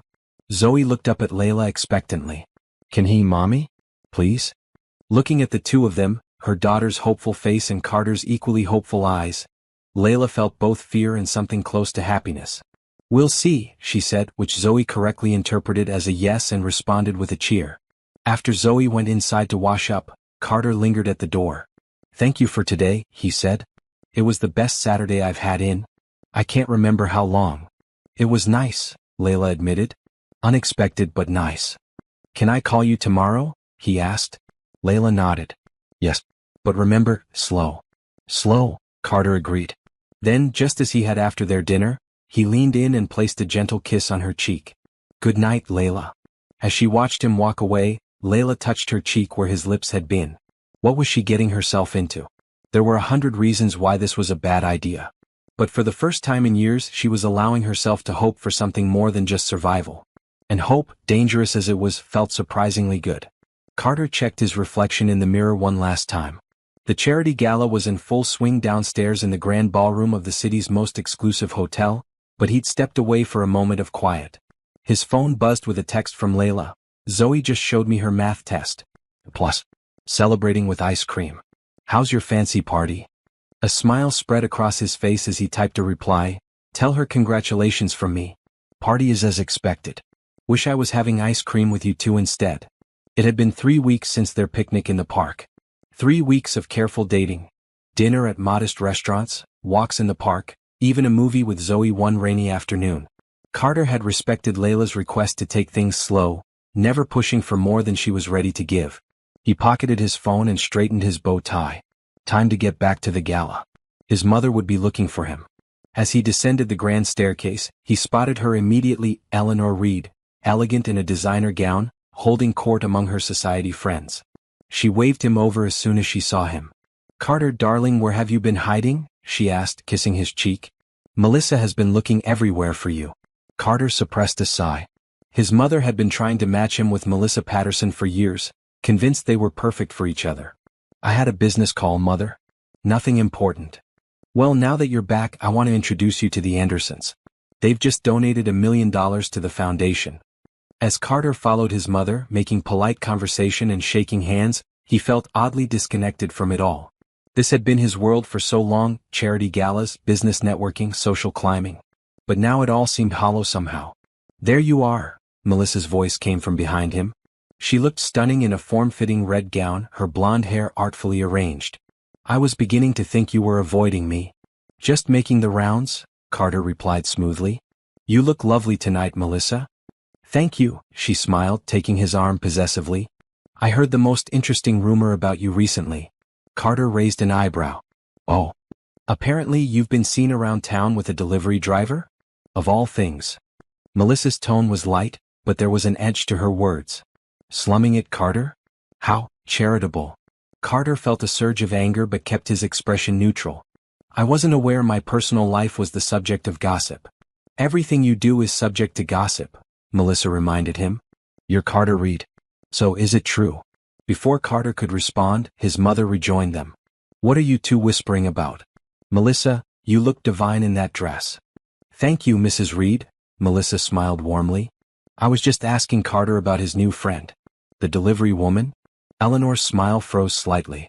I'm sure I don't know what you're talking about.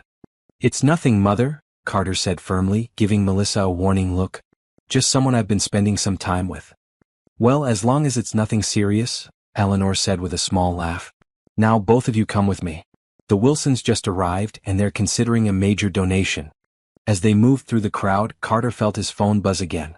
Another text from Layla. Zoe wants to know if you'll come to her school art show next week. No pressure. Carter smiled to himself. A school art show sounded infinitely more appealing than this glittering but empty affair. He typed back, wouldn't miss it. Just tell me when and where.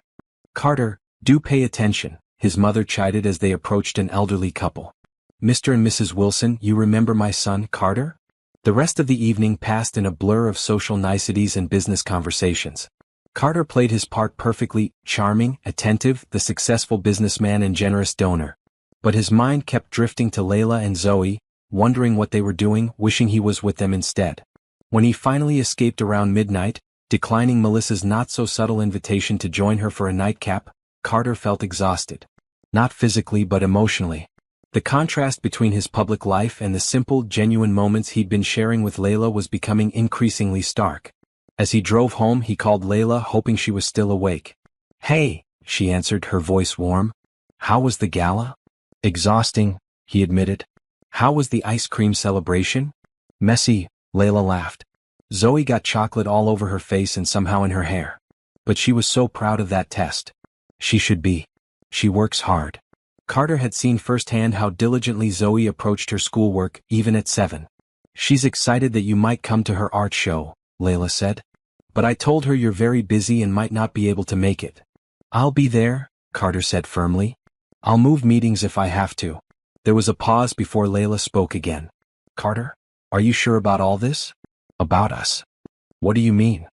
I saw pictures from your gala online, she said quietly. You looked like you belonged there. with all those beautiful people in their expensive clothes. It made me realize again how different our worlds are. Carter sighed.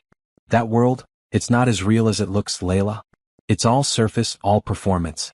What I have with you and Zoe, that feels real. But it's still your world, she pointed out. Those people, that lifestyle. I don't fit into that picture, Carter. Maybe I don't want to fit into that picture anymore, he said, surprising himself with the admission. Maybe I'm ready for something different. There was another pause, longer this time. It's not that simple and you know it, Layla finally said. You can't just walk away from who you are. No, Carter agreed. But I can choose who I want to be with. And I choose you, Layla.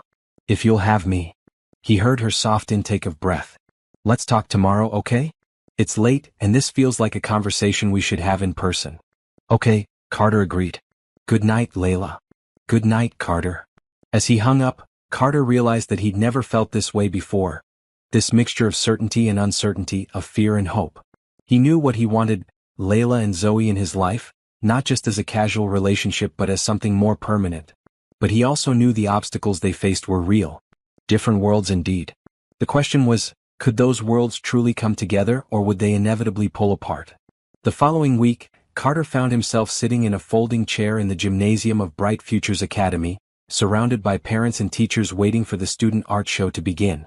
He felt conspicuously out of place in his designer suit among the casually dressed families, but he'd come straight from a board meeting. Layla sat beside him, beautiful in a simple sundress, her hand occasionally brushing against his. They hadn't fully resolved their conversation from the night of the gala, but they'd agreed to keep moving forward, one day at a time. Thank you for coming, Layla said softly as they waited for the show to start. It means the world to Zoe. I wouldn't have missed it, Carter replied honestly. The lights dimmed and a teacher stepped forward to introduce the art show. One by one, students came onto the small stage to present their artwork and explain their inspiration. When it was Zoe's turn, Carter felt an unexpected surge of pride. She walked confidently to the center of the stage, holding a large canvas. My painting is called My Family, she announced in a clear voice. It shows the people I love most in the world. She turned the canvas around and Carter's breath caught. Zoe had painted 3 figures holding hands in front of a house. A woman with dark curly hair, a small girl with pigtails and a tall man in a suit. This is my mom, Zoe explained, pointing. She's the strongest, bravest person ever. And this is me. And this, she pointed to the man in the suit, is Carter. He's my mom's special friend who takes us to the park and helps me with art even though he's not very good at drawing. A ripple of laughter went through the audience. Carter sat frozen, overwhelmed by emotion. Beside him, Layla had gone very still. My dad is in heaven, Zoe continued matter-of-factly, but Mom says he's always watching over us. And now we have Carter too, so our family is growing. Thank you. As Zoe left the stage to polite applause, Carter turned to Layla, who looked as stunned as he felt. Layla, I had no idea, she whispered. I didn't know she was going to do that. I'm so sorry if it made you uncomfortable. Uncomfortable? Carter repeated, taking her hand firmly in his. Layla, that was the greatest honor anyone has ever given me. Tears welled in Layla's eyes. She's getting attached to you. I was afraid of this. I'm attached to her too, Carter said simply. And to you. Before Layla could respond, the art show ended, and children began rushing to find their parents. Zoe appeared, beaming with pride, her painting clutched to her chest. Did you like it? She asked eagerly, looking at Carter. Did you see you were in it? Carter knelt down to her level, his heart full. I loved it, Zoe. It's the most beautiful painting I've ever seen. Can we hang it at your house? She asked innocently. So you can see it every day? Carter glanced at Layla, whose expression was a mixture of emotions he couldn't quite read. I think that's up to your mom, sweetheart. Layla smoothed Zoe's hair, buying herself time to respond. We'll see, baby. But I'm sure Carter would love a photo of it for now. Zoe seemed satisfied with this answer and was soon distracted by her teacher calling her to help clean up the art supplies. As she ran off, Carter stood, still holding Layla's hand. We need to talk about this, Layla said quietly. About what's happening here. I know, Carter agreed. But not here. They collected Zoe and her artwork and made their way to the parking lot. Carter had driven separately, having come from work. Can I come over later? He asked as they reached Layla's van. After Zoe's in bed? Layla nodded. Yes. We definitely need to talk. The look they shared was heavy with unspoken words and feelings. Whatever happened next would change things between them, for better or worse remained to be seen. Later that night, after Zoe was asleep, Layla waited nervously for Carter's arrival. She changed into jeans and a comfortable sweater, made coffee, and was pacing her small living room when the soft knock came at the door. Carter had changed too into more casual clothes, jeans and a simple button-down shirt. It still looked expensive, but at least he wasn't in a suit. He handed her a small gift bag as he entered. "What's this?" she asked, taking it. "Open it," he encouraged. Inside was a framed photo of Zoe's painting, perfectly captured and beautifully framed. "How did you?" "I asked her teacher if I could take a quick photo after the show," Carter explained. "And I know someone who does rush framing jobs." "Of course you do," Layla said with a small smile, setting the frame on her coffee table. "It's perfect. Thank you." They sat on the couch, the silence between them both comfortable and tense at the same time. Finally Layla spoke. "Carter, what are we doing?" "Really?" He took her hand, his expression serious. "I'm falling in love with you, Layla. And with Zoe. I think you know that." Layla's heart raced at his words. "It's too fast. We've only known each other a few months." "Sometimes you just know," Carter said simply. "I've never felt this way before, like I'm finally where I'm supposed to be when I'm with you too." "And what about the rest of it?" Layla asked. "Your company, your social obligations, your mother who I'm sure would be horrified at the idea of her son dating someone like me?" "None of that matters if I'm not happy," Carter insisted. "And I'm happy with you. Happier than I've been in years." "It's not that simple," Layla sighed. "You saw Zoe's painting. She's already thinking of you as family. What happens if this doesn't work out? She's already lost one important man in her life. I can't let her get hurt again." Carter's expression grew even more serious. "I would never hurt Zoe intentionally. Or you. But I understand your concern. All I'm asking is that we keep moving forward. Together. See where this leads." "And what about your world? Those galas and business dinners and society events?" Layla asked. "Do you expect me to fit into all that?" "Only if you want to," Carter said. "I don't care about any of that. But..." He hesitated. "Would you be willing to try? Just once? To see if it's as terrible as you imagine?" Layla raised an eyebrow. "What exactly are you asking?" "There's another charity event next month. More low-key than the gala. Would you come with me? As my date?" Carter asked, his eyes hopeful. "I'd like the people in my life to meet the woman who's changed it so completely." Layla felt a flutter of panic at the thought. "Carter, I don't have anything to wear to something like that. I wouldn't know how to act or what to say. I'd embarrass you." "You could never embarrass me," Carter said firmly. "And as for what to wear, let me help with that. Please?" Layla wanted to refuse, to keep their relationship safely contained within the boundaries she understood. But looking at Carter's earnest expression, she found herself nodding. "Okay. One event. But if it's a disaster, you can't say I didn't warn you." Carter's face lit up with a smile. "It won't be a disaster. And even if it is, we'll face it together." He leaned in and kissed her softly, and Layla felt herself responding, the warmth of his lips against hers sending a thrill through her body. When they pulled apart, both were slightly breathless. "I should go," Carter said reluctantly. "It's getting late." Layla nodded, walking him to the door. Before he left, Carter turned to her once more. "I meant what I said, Layla. I'm falling in love with you. Both of you. Whatever challenges come with that, we'll figure them out." After he was gone, Layla stood at the door for a long moment, her fingers touching her lips where his had been. She was falling in love too, as terrifying as that was to admit. But could love really be enough to bridge the vast differences between their worlds? She didn't know. But like Carter, she was willing to find out. "Mommy, you look like a princess." Zoe gasped as Layla emerged from her bedroom in the gown Carter had helped her select for the charity event. The dress was midnight blue, simple but elegant, highlighting Layla's natural beauty without trying to make her into someone she wasn't. Carter had insisted on paying for it, despite her protests, arguing that he was the one dragging her to this event in the first place. "Do I look okay?" Layla asked nervously, smoothing the unfamiliar fabric. "Not too much." "You look beautiful," Mrs. Garcia, their elderly neighbor who was watching Zoe for the evening, assured her. "That young man of yours won't be able to take his eyes off you." As if on cue, there was a knock at the door. Zoe ran to answer it, revealing Carter in a tuxedo, holding a small bouquet of flowers. His eyes widened appreciatively as he took in Layla's appearance. You look stunning, he said softly. You clean up pretty well yourself, Layla replied, trying to hide her nervousness with humor. Carter handed her the flowers, not roses but her favorite lilies. Another small detail he'd remembered from their conversations. These are for you. And these, he produced a small gift bag, are for the artist of the house. Zoe took the bag eagerly, pulling out a set of professional quality colored pencils. Wow. Real artist pencils. Thank you, Carter. You're welcome, Zoe. I expect a masterpiece when I get back, he teased.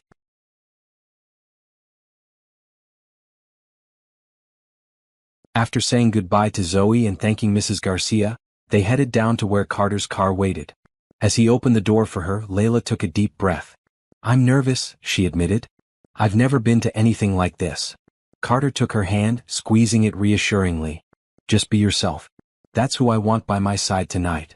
The event was being held at the city's art museum, which had been transformed with elegant lighting and floral arrangements. As they walked in, Layla felt eyes turning toward them, or more specifically toward Carter. Carter Reed. A woman in her 60s approached, air-kissing Carter's cheeks. I was beginning to think you weren't coming. I wouldn't miss it, Mrs. Whitmore, Carter replied politely. This is Layla Thompson. Layla, this is Elizabeth Whitmore, one of my mother's oldest friends and the chairwoman of tonight's event. Lovely to meet you, dear, Mrs. Whitmore said, studying Layla with undisguised curiosity. Carter rarely brings dates to these functions. You must be special.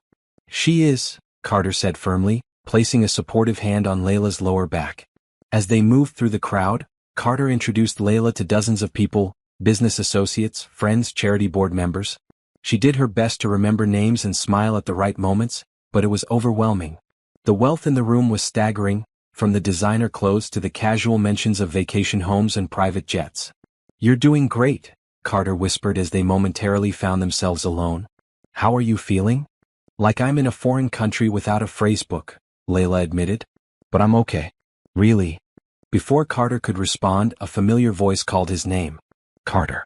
There you are. Melissa Patterson approached, stunning in a designer gown, her eyes quickly assessing Layla before dismissing her. I've been looking for you. Your mother wants to introduce you to Senator Williams.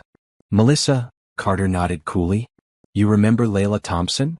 Vaguely, Melissa replied with a thin smile. The delivery person, right?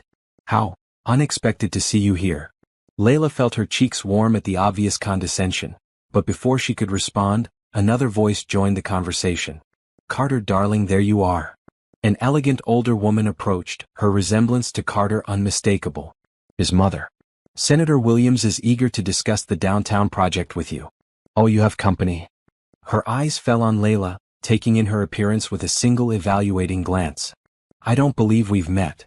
Mother, this is Layla Thompson, Carter said, his voice steady. Layla, my mother, Eleanor Reed. It's a pleasure to meet you, Mrs. Reed, Layla said politely, extending her hand. Eleanor took it briefly, her smile not reaching her eyes. How lovely. And how did you meet my son, Miss Thompson? I delivered a package to his office, Layla replied honestly, refusing to be ashamed of her job. Eleanor's eyebrows rose slightly. How serendipitous. Carter, the senator is waiting. I'm sure Miss Thompson won't mind if we steal you away for a moment. Carter looked at Layla questioningly. She nodded. Go ahead. I'll be fine. I'll just be a few minutes, he promised, squeezing her hand before following his mother. Left alone with Melissa, Layla braced herself for more condescension. She wasn't disappointed. You're wasting your time, you know, Melissa said, sipping her champagne. Carter may be going through some kind of phase, but eventually he'll remember who he is and where he belongs. And where's that? Layla asked, keeping her voice even. Here. In this world. With people like us. Melissa gestured around the room. Not with a delivery driver from the wrong side of town, no matter how pretty she might be. Layla felt anger rising but refused to show it. I think that's for Carter to decide, don't you? Melissa laughed softly. Oh honey. You really don't understand how this works, do you? People like Carter Reed don't end up with people like you. It's just not done. Perhaps you don't know Carter as well as you think you do, Layla suggested. Melissa's eyes narrowed. I've known him for years. We move in the same circles, understand the same pressures and obligations. We speak the same language. Can you say the same? Before Layla could respond, she felt a hand on her arm. Carter had returned, his expression darkening as he took in the tension between the two women. "Everything okay here?" he asked. "Perfectly fine," Melissa said smoothly. "Just getting to know Layla a little better. If you'll excuse me, I see someone I need to speak with." As she glided away, Carter turned to Layla. "What did she say to you?" "Nothing I couldn't handle," Layla assured him, though her confidence had been shaken. "How was the senator?" "Boring," Carter said dismissively. "I'm sorry for leaving you with Melissa. She can be difficult." "She was just marking her territory," Layla said with a small smile. "I get it. You two have history?" "Nothing serious," Carter shrugged. "We've dated on and off over the years, but it was never anything meaningful. At least not to me." The evening continued, a blur of introductions, small talk, and surreptitious glances. Layla did her best to fit in, but she couldn't shake the feeling that she was playing a part in a play where everyone else knew the script but her. Finally, after what felt like hours, Carter leaned in close. "Want to get out of here?" "God, yes," Layla breathed, relief washing over her. They said their goodbyes, accepting compliments on Layla's dress and Carter's downtown project with equal grace. In the car, Layla finally relaxed, slipping off her heels with a sigh of relief. "So," Carter asked as they drove, "how bad was it?" Layla laughed softly. "Not as terrible as I feared, but not something I'd want to do every weekend either." "Fair enough," Carter nodded. "You were amazing, you know. Everyone was impressed." "With you maybe," Layla said. "To them, I was just some curiosity you brought along." "Your mother barely looked at me." Carter sighed. "My mother is set in her ways. She'll come around once she gets to know you." "Will she?" Layla looked out the window at the passing city lights. "Your friend Melissa seems to think I'm just a phase you're going through." Carter's hands tightened on the steering wheel. "Melissa doesn't know what she's talking about." "Doesn't she?" Layla turned to face him. "Carter, tonight made it very clear just how different our worlds are. Those people, that lifestyle, it's not me. It never will be." "I'm not asking you to become someone you're not," Carter insisted. "I love you for who you are." The words hung in the air between them. It wasn't the first time he'd told her he was falling in love, but it was the first time he'd stated it so directly, so definitively. "You think you do," Layla said softly. "But what happens when the novelty wears off? When you get tired of explaining to your friends why you're dating a delivery driver? When your mother starts pressuring you to find someone suitable?" Carter pulled the car over to the side of the road and turned to face her fully. "I love you, Layla Thompson. Not as a novelty or a rebellion or a phase. I love your strength, your honesty, your dedication to Zoe. I love the way you look at the world, the way you've made me see things differently." Layla felt tears threatening. "I love you too," she whispered. "That's why this scares me so much. Because when it ends..." "Who says it has to end?" Carter interrupted, taking her hands in his. "Yes, we come from different worlds. Yes, there will be challenges. But I'm not going anywhere unless you tell me to." Layla looked into his eyes, seeing the sincerity there. "I want to believe that." "Then believe it," Carter said simply. "One day at a time, remember? That's what we agreed." Layla nodded, squeezing his hands. "One day at a time." Carter leaned across and kissed her, a kiss full of promise and reassurance. When they pulled apart, both were smiling. "Now," Carter said, starting the car again, "what do you say we go pick up Zoe and get ice cream? I need something normal after all that fancy finger food." Layla laughed, feeling the tension drain away. "Ice cream sounds perfect." As they drove toward her apartment, Layla found herself hoping, against all logical reasoning, that maybe, just maybe, love really could be enough to bridge the gap between their worlds. 6 months had passed since Layla first delivered a package to Carter Reed's office and accidentally dropped Zoe's paper heart. 6 months of cautious dating, of gradually merging their vastly different lives, of falling deeper in love despite the obstacles. Today, Layla stood in the empty living room of her apartment, surrounded by packed boxes. After years in this small space, she and Zoe were moving, not to Carter's penthouse as he had initially suggested, but to a comfortable house in a good neighborhood halfway between Zoe's school and Carter's office. "Mommy, are the movers coming soon?" Zoe asked, bouncing with excitement. At 8 years old now, she had embraced the idea of moving with typical childlike adaptability. "Soon, baby," Layla assured her. "Why don't you make sure your special treasures box is ready? We'll take that in our car." As Zoe ran off to check her most precious possessions, Layla walked through the apartment one last time. So many memories here, hard times, yes, but good ones too. This had been their safe haven after Michael died, the place where she had raised Zoe alone, where they had built their little family of 2. And now they were expanding that family to include Carter. Not through marriage, not yet, though they had discussed it. For now this was the right step. A new home chosen together where they could create new memories. The sound of a key in the lock announced Carter's arrival. He'd insisted on having his own key months ago, wanting to be able to come and go freely, to be part of their daily lives. "Ready for the big day?" he asked, pulling Layla into a hug. "Almost," she said, leaning into his embrace. "Just saying goodbye to this place." Carter looked around the small apartment with respect. "It's been a good home for you too." "It has," Layla agreed. "But I'm ready for our new one." Carter smiled at the word, our, a simple pronoun that meant everything.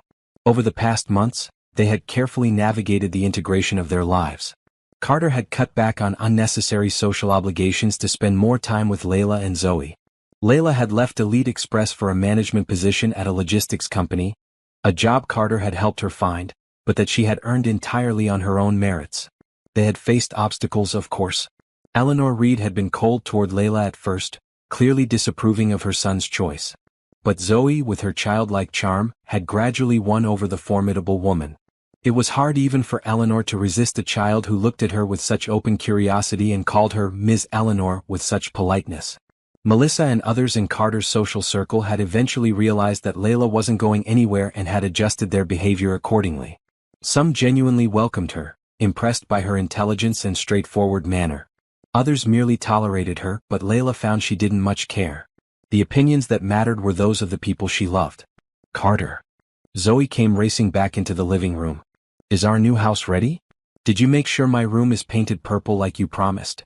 "Purple walls, purple curtains, even purple door handles," Carter confirmed solemnly. "It's so purple I think I turned purple just looking at it." Zoe giggled, throwing her arms around his waist. "You're silly."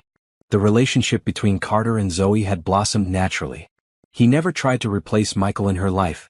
Both he and Layla made sure Zoe's father remained a sacred presence, his memory honored and preserved. But Carter had found his own place in Zoe's heart, as a friend, a mentor, and increasingly a father figure. The doorbell rang, the movers had arrived. The next few hours passed in a whirlwind of activity as boxes and furniture were loaded onto the truck. Finally, the apartment was empty except for the 3 of them and Zoe's treasures box. "Ready?" Carter asked, taking Layla's hand. She nodded, feeling a mixture of nostalgia and excitement. "Ready." They drove to the new house in Carter's car, Zoe chattering excitedly from the back seat about her plans for her new room and the garden and the treehouse Carter had promised to help her build. When they arrived, the moving truck was already there, the crew waiting for instructions. The house was beautiful, not ostentatious, but spacious and welcoming, with a large yard and plenty of room for all of them. "I still think it's too much," Layla murmured to Carter as the movers began unloading their things. "It's just right," Carter insisted. "Not too big, not too small. Perfect for the 3 of us." As they directed the movers where to place furniture and boxes, Layla couldn't help but marvel at how far they had come. A year ago she would never have imagined this life, a beautiful home, a job she enjoyed, and a man who loved her and her daughter with his whole heart. Once the movers had finished and left, the 3 of them stood in the living room, surrounded by boxes but together. "We're home," Carter said, putting his arms around both of them. "Home," Zoe echoed happily, leaning into his side. Layla felt peace wash over her. "Yes, we're home." That evening, after a dinner of pizza ordered in and eaten picnic style on the floor, Zoe's choice, they put Zoe to bed in her new room. She fell asleep almost immediately, surrounded by her familiar stuffed animals, exhausted from the excitement of the day. Carter and Layla retreated to the back porch, where they sat on the swing, looking out at their new backyard in the gathering twilight. "Happy?" Carter asked, his arm around Layla's shoulders. "Very," she said, leaning against him. "It's all happened so fast though. Sometimes I still can't believe it." "Which part? That you're dating a billionaire, or that said billionaire turned out to be not such a jerk after all?" Carter teased. Layla laughed. "Both. Remember how rude you were that first day?" "I was terrible," Carter admitted. "Thank God you dropped that paper heart, or I might never have seen you again."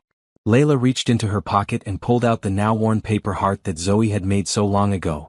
She still carried it with her, a reminder of where their journey had begun. "It really did have love magic in it," she said softly. "Just like Zoe said." Carter took the heart gently, examining it in the fading light. "We should frame this.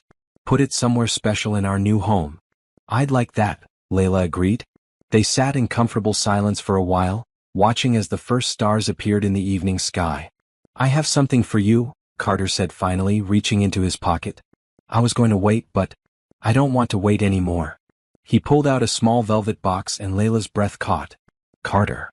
Just listen, he said, taking her hand. I know we agreed to take things one step at a time, and moving in together was already a big step. I'm not trying to rush you. He opened the box, revealing a beautiful but not ostentatious diamond ring. This isn't a demand or an expectation. It's a promise.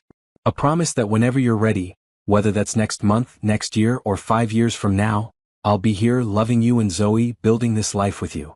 Tears filled Layla's eyes as she looked at the ring, then up at Carter's face, so different now from the cold businessman she'd first met. His eyes were warm, filled with love and hope and a vulnerability he showed only to her. Ask me, she whispered. Carter's eyes widened slightly. Are you sure? Layla nodded. I'm sure. Carter slid off the swing onto one knee, still holding her hand. Layla Thompson, you changed my life the moment you walked into my office. You showed me what real strength looks like, what love can be, what truly matters in this world. Will you marry me? Layla didn't hesitate. Yes. Yes, I'll marry you. Carter slipped the ring onto her finger, then pulled her into a kiss that held all the promise of their future together. When they finally broke apart, both were smiling through tears. Zoe is going to be so excited, Layla laughed. She's been dropping hints for months. I know, Carter grinned. She actually helped me pick out the ring. Made me promise not to tell you. She knew. Layla gasped. That little schemer. She's got good taste, Carter said, looking at the ring now sparkling on Layla's finger. Said you'd like something pretty but not too fancy. Layla shook her head in amazement. She knows me well. You both do. As night fell around their new home, they stayed on the porch talking about their future together. Not just the wedding but all the life they would build, the memories they would create, the family they had become. Later, as they lay in bed in their new room, Layla rested her head on Carter's chest, listening to the steady beat of his heart. What are you thinking? He asked, stroking her hair. I'm thinking about that paper heart, she said softly. How something so small and simple could lead to all this. It wasn't just the heart, Carter said. It was you, your courage, your honesty, the way you stood up to me. You were the first person in years to see me, the real me, not just the billionaire CEO.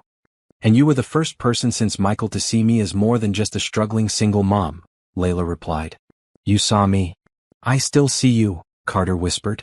And I'll keep seeing you every day for the rest of our lives. Layla tilted her face up to kiss him, feeling the certainty of his promise in the tenderness of his lips. They had crossed worlds to find each other, the wealthy businessman and the hardworking delivery driver. And in doing so, had created a new world entirely their own. A world built on love, understanding, and the simple magic of a child's paper heart.